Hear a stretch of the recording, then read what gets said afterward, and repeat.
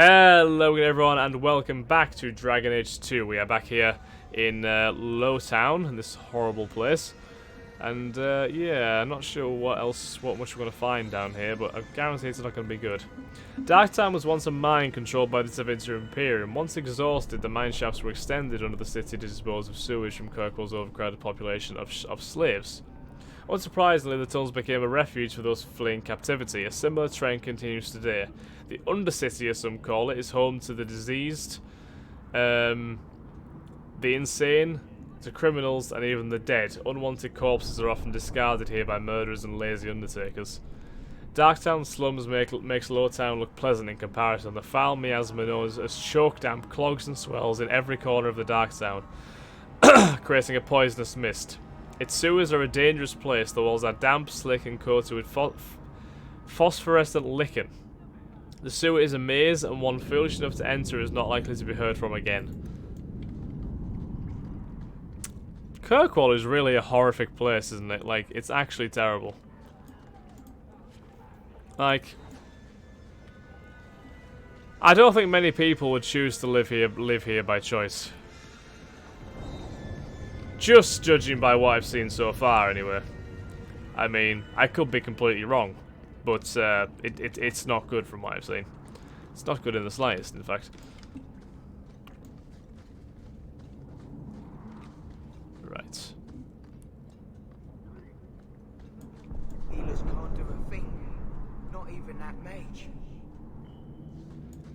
So we can enter the Amel estate. Let's go in and see why Gamlin lied. I can't do that. Not going to happen. Can't lock these doors. Varric can't either. So let's head into the Amel estate then. We save here in Darktown. Let's head up. See what we can find. See if we can get our grandfather's will back. Because Gamlin is definitely not telling us everything. That's pretty clear. Retrieve the will from the family vault. Oh, good. Suppose it was too much to expect to get a clear entrance here, wasn't it? There we go.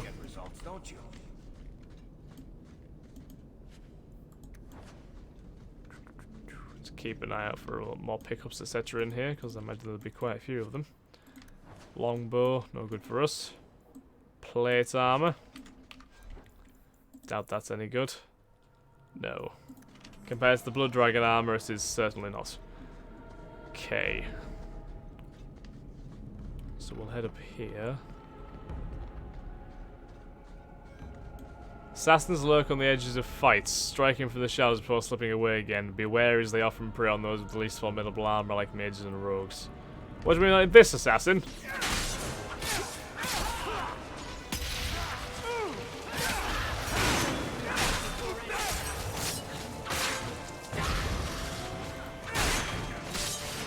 If you kindly stay away from Bethany, I'd be greatly appreciative of that. There we go. Chest. Roofwork axe.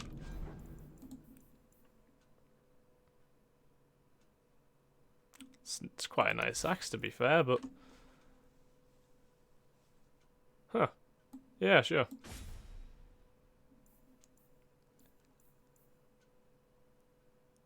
Yeah, the axe is definitely better. Wait, so did we have no weapons to give to Aveline? No, we did, didn't we? We just freaking didn't. Oh my god. Well, we are terrible, aren't we? Frayed rope, portrait. A portrait of your mother. Bethany might be interested in the old portrait of her mother. Speak with her about it back at Gammons House. Gotcha, the Mel family. It's truly sad what happens to the Amels, isn't it? I still remember grandmother talking about the balls that Lord Aristide used to hold at their estate and the Antivan violin players and dancers from Afsana. No expense was spared and no one would dare miss it, lest someone think they weren't worthy of an invitation. And then poor Revka had the child, magical talent running in one of Kirkwall's most prominent families. The Templars are considered Lord Aristide to be Viscount after Threnhold's arrest. Can you imagine the scandal had he been chosen? They whisked the child away to the circle, and the ML simply had no luck after that. Leandra ran off with a Ferelden Mage, and then Damien was accused of smuggling. Poor Lord Faustin almost bankrupted his family trying to get the charges dropped, but I hear Viscount Marlowe simply wanted the MLs out of the picture. And it worked too, didn't it? By the time Lord Faustin got sick, there was only young Gamlin left and a mountain of debt. I spoke to Dulce just the other day, and apparently Gamlin is now living in some low-town shack. Sounds like the sort of character you cross the street to avoid. And let's not even talk about the estate. Mother says we should remember the MLs because that sort of thing could happen to any of us. You know the old saying, a march's fortune rises and falls with the tide. If you ask me, this is just another misfortune that magic brings to honest folk, and Draste helped that poor family, whatever lies in store for them. Mother described it, but this is the first time I've seen it. Wouldn't it feel like something to live in a house with this above the door? It certainly would. It's a nice crest. So literally our family was just persecuted simply because we had magic in it. Oh, more assassins.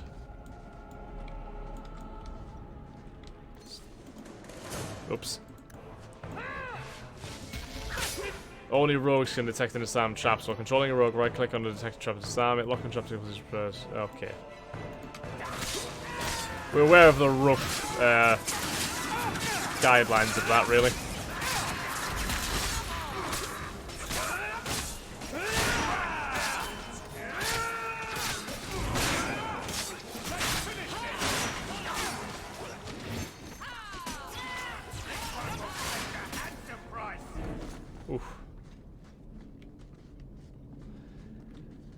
So, we're not really struggling against these guys. I mean, obviously because we're probably freaking far too overpowered for this, but yeah.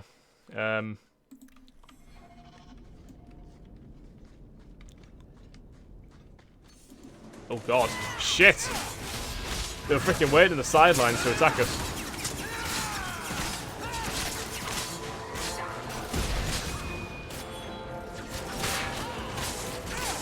I tell you what, I'm a big fan of the fact that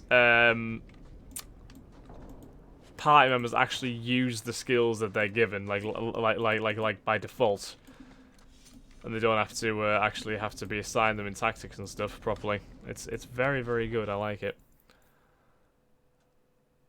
No, we'll keep Malcolm's honor, thank you. It will get better. History of Kirkwall, Chapter 2. As the Imperium's borders slowly receded after the devastation of the First Blight and the subsequent barbarian invasion, many outposts in the area known today as the Free Marches were cut off from centres of power.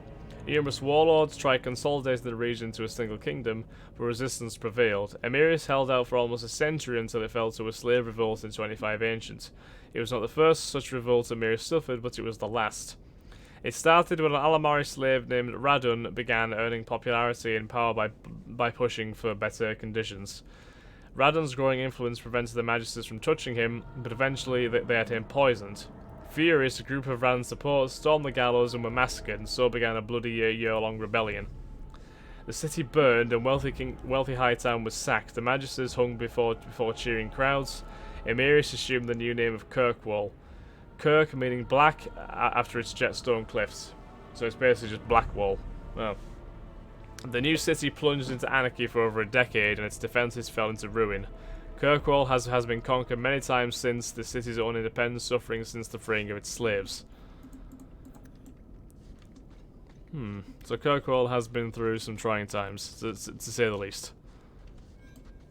Enemy mages possess an array of defences, including shielding spells that make them nigh invulnerable. They are at a disadvantage while casting spells, though, when attacks can interrupt them. Oh boy.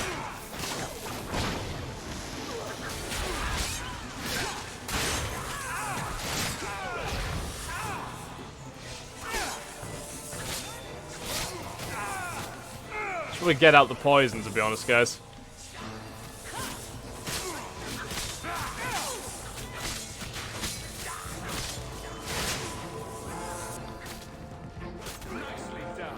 Yeah. We good, we good. Oh, Vault key, good. We needed that. There's Imperial Blood Helm as well, which is good, but yeah. The key is considerably better, I think. Want me to take a look at that? Yeah, Var can do that. Nice. Mask of the Emporium. Needs dexterity. And of course, Varric will not use frickin' helmets, will he? No. Not the time being, anyway. History of the Circle. It is a truth universally acknowledged that nothing is the most successful in inspiring a person in mischief as being told not to do something. Unfortunately, the Chantry of the Divine Age has some trouble with obvious truths. Although it did not outlaw magic, quite the contrary. As the Chantry relied upon magic to kindle the eternal flame which burns in every brazier in every Chantry, it relegated mages to lighting candles and lamps and perhaps occasional dusting of rafters and eaves. I will give my readers a moment to contemplate how well such a role satisfied the mages of the time. I'm sure they loved it, to be fair. It surprises absolutely no one when the mages of Valrayo in protest snuffed the sacred flames of the cathedral and barricaded themselves inside the choir loft. No one, that is, but Divine Ambrosia II, who was outraged and attempted to order an exalted march. Upon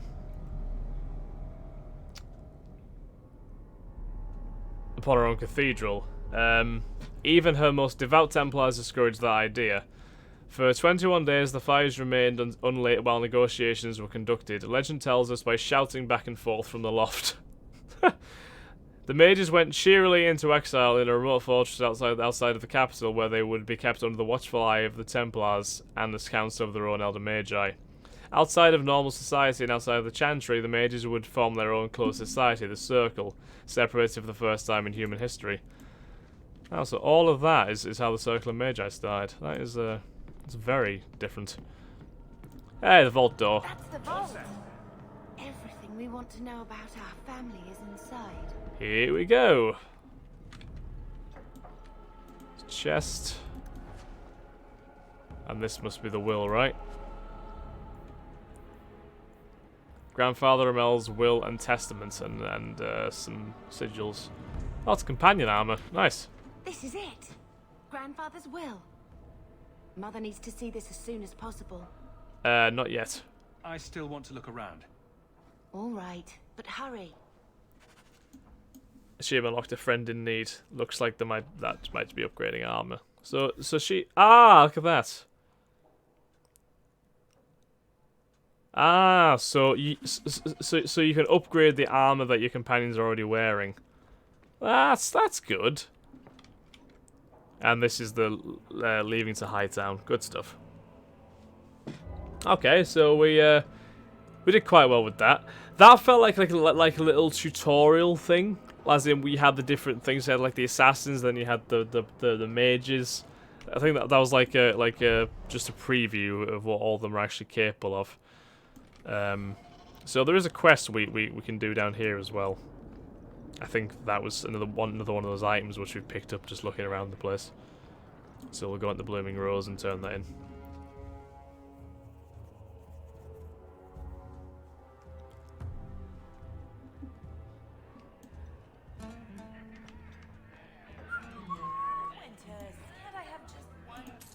There we go. Something of yours.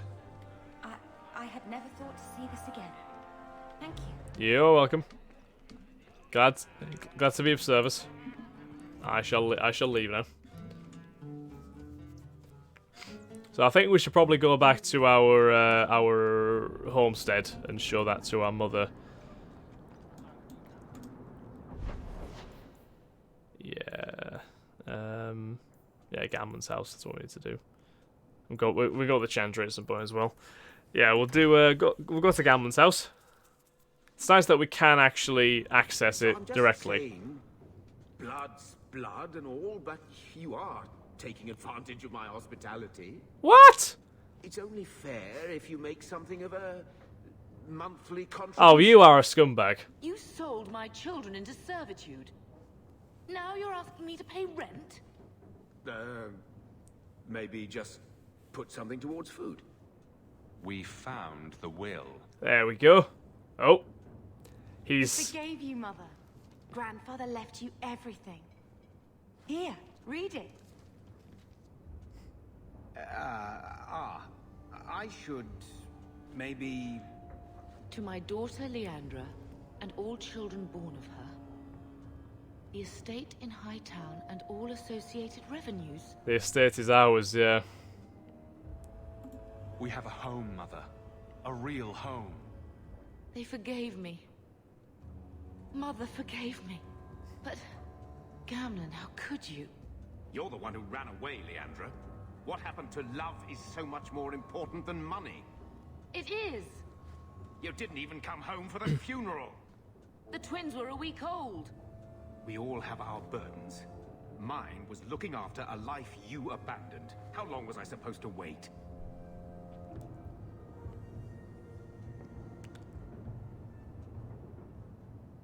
Yours, Uncle. You'll spend the rest of your life paying my mother back for what you stole. Andraste's ass, I will. I don't expect that, Gamlen. It's enough to know Mother and Father didn't die angry. I'll petition the Viscount for rights to reclaim the estate.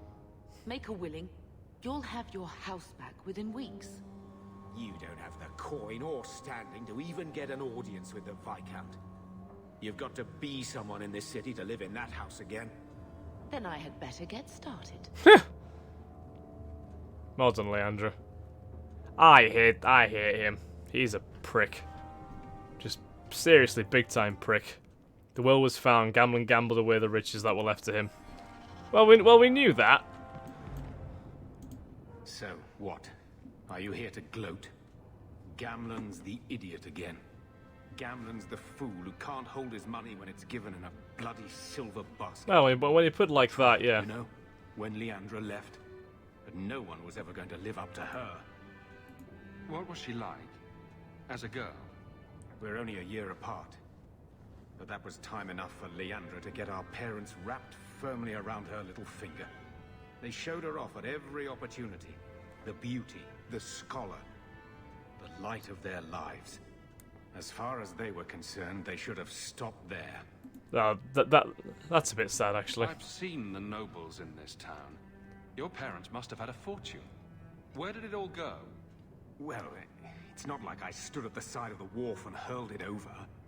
I tried to invest it. I got some good tips on trade in Kunari cheeses. And, you know, a man's got needs. I'm not denying I spent more on myself than I should have, but I figured it'd all work out. Everyone makes mistakes. I'm sure you did your best. Don't try to butter me up, lad. I changed their filthy sheets and wiped their chins through 2 bouts of the cholera, and the last word Father said was... Leandra. I'm not looking for love, but at least I got the money. And here I was, just about to like you. Your mother's busy writing to the Viscount. If you want more touching family stories, go to her. Shall do. Bethany. Why don't you go pick up something at the market? You could use some air. What? Hey! Just kicking him out, basically. I can't believe Gamlen stole Mother's entire inheritance. I mean, I can believe it. That's the worst part. He's not exactly I a would savoury never turn character. against you. Oh, Bethany. I know you would. Don't compare yourself to him. You're a better person than Gamlen could ever be. Well, hopefully we'll be out of here soon. You know, when we went to look for that will, I thought we were doing it for Mother, for what she lost. I didn't realize how much it would mean to me. To know I had grandparents who didn't hate me. They just didn't know you. They might have been all right with the Ferelden thing, but just imagine if they'd known you were an apostate. You're such a wretch. I was just hoping it would be different this time. Here in Kirkwall. We're not running away again. We're coming home. Exactly. You sound sad. Are you unhappy here? I wish I could do more for Mother. Carver's dead. It's killing her slowly every day. But maybe if we can reclaim some of what she lost, it will help. I'd do anything to get us back a normal life. Why did Mother and Father work so hard to keep you from the Circle? Would it have been so bad? I guess at first, I was just a little girl. They didn't want to lose me. It's fair. And once I had learned anything, what would the Templars do to an active apostate, not just a mage-blood child? It changed their lives, your life, Carver's, all because of who I am. Sometimes I wonder if it would have been so bad to be with my own kind, to serve the Chantry as Andraste demands. What do you think Carver would have made of all this? He would have hated this place, all the sneering nobles. He'd have gotten himself arrested the first day. From my And he would have wanted in on small Naughty impressions Rose of Carver, that's expedition. probably correct, actually. Anything to make a name for himself. Sometimes I still can't believe he's gone. Can you imagine if we'd grown up here? Been nobility? Had grandparents who bought me Orlesian silk dresses and gave you the family broadsword.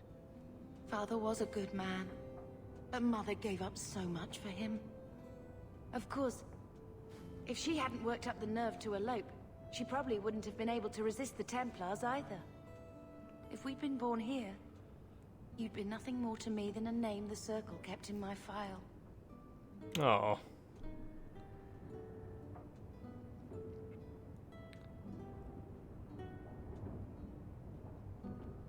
We're home now. Yeah. We're going to make this our home, Bethany. I promise you. I hope so, brother. I'm so very tired of running. We shan't be running anymore, Bethany. We'll probably talk to her about the portrait now.